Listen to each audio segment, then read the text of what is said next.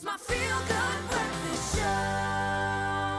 Welcome back. This is your Feel Good Breakfast Show Expresso on SABC3. We're back with Dr. Zane Stevens this morning talking about metabolism, thyroids, different body types. Right now, we're unpacking the thyroid a little bit, and we've got a caller on the line. Heloise, good morning. Good morning. Good morning, Heloise. Yeah. Yes. Good morning, Dr. Stevens. Good morning. What is your question or comment, Heloise? Dr. Stevens, I was diagnosed after quite a few years of having depression, anxiety, and really a very slow metabolism. I was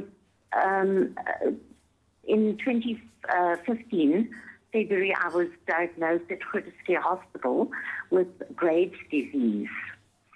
It was at a quite serious level. So they removed the thyroid with, radioactive therapy, the iodine radioactive therapy. And I've been put onto a hormone tablet, which, I take less on the weekend.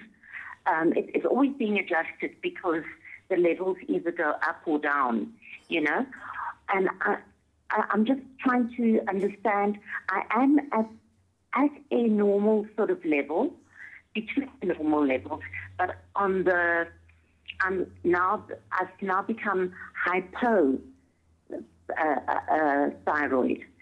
I'm suffering from hypothyroidism. So they've reduced the medication. But I still have the fatigue.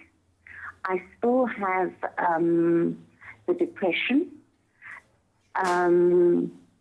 which I know is a problem for me, but I think the thyroid problem just exacerbates that.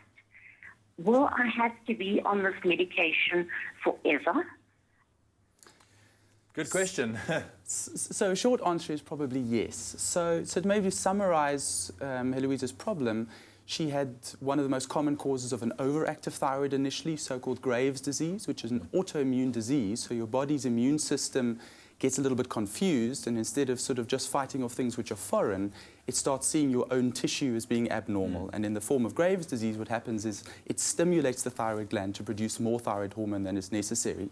And in the long run, that's got very serious health consequences. It's bad for your heart, it's bad for your bones, and it can also cause eye disease and associated things. So it certainly requires treatment. And Heloise had one of the forms of treatment. So we either treat it with medication for a course of a year, or we treat it with radioactive iodine. And what that really does is essentially burns out the thyroid, if we want to put it really simplistically. Okay.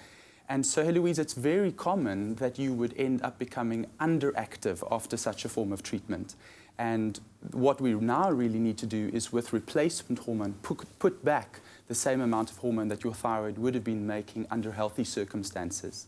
Now, in terms of the depression and the fatigue, I think you're quite right that certainly an underactive thyroid can exacerbate those two conditions. But one also has to be realistic about the fact that depression is quite a common condition. So is thyroid disease. Up to 4% of the population will develop an underactive thyroid at some point in their life. So sometimes we can't sort of necessarily say the two are absolutely entwined, but certainly you're quite right to say that an underactive thyroid would worsen mood symptoms. So I really want to just urge you to kind of engage with your healthcare providers to make sure that they optimize the levels of your thyroid hormone and then kind of see where you're at after that. So just going to have to be managed properly. Heloise, I really hope that helped this morning. Thank you so much for the calling. Really appreciate it. Dr. Zane, thank you for the advice as well. We're going to be back with you in just a little bit to wrap up and just to take another look at some interesting questions. Also, if you have another question or query for you at home, give us a shout. 08391 33728. That number.